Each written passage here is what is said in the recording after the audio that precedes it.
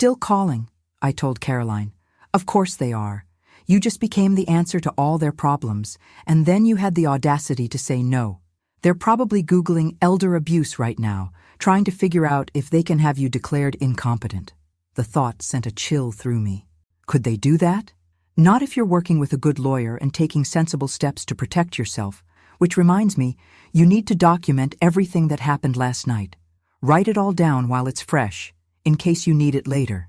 I spent the next hour writing a detailed account of the dinner, the demands, Jessica's assault, and my response. As I wrote, I felt my anger crystallizing into something more useful: determination. My phone rang again. This time it was a number I didn't recognize. Mrs. Thompson, this is Rebecca Walsh, Jessica's mother. I think we need to talk. Interesting. They'd called in reinforcements. Hello, Rebecca. I wasn't expecting to hear from you. Jessica told me about your conversation last night. She's very upset. I imagine she is. Being told no can be difficult when you're not used to hearing it. Mrs. Thompson, I think there's been a misunderstanding.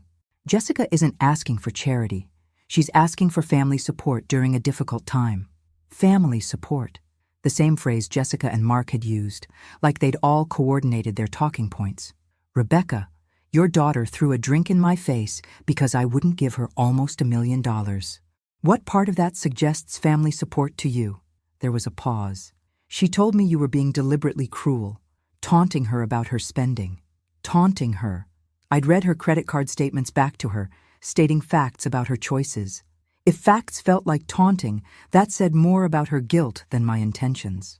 I read her credit card bills, Rebecca, the same bills she presented to me as justification for why I should pay her debts. If hearing her own spending choices read aloud felt cruel, perhaps she should examine why. Look, Margaret, I know Jessica can be intense sometimes, but she's my daughter, and she's in real trouble. This debt could destroy her life. She created this debt, Rebecca, over several years, through deliberate choices. I didn't create this problem, and I'm not responsible for solving it. But you have the money now. It would be easy for you to help. Easy for me. As if my feelings, if my security, my future were irrelevant compared to Jessica's convenience. What would be easy, Rebecca, is for Jessica to declare bankruptcy. It exists specifically for situations like this. But that would require her to face consequences for her choices. And apparently the family consensus is that I should face those consequences instead. Bankruptcy would ruin her credit. And demanding I pay her debts is attempting to ruin my financial security. Why is her credit more important than my future? Another pause. Because you're old, Margaret. You don't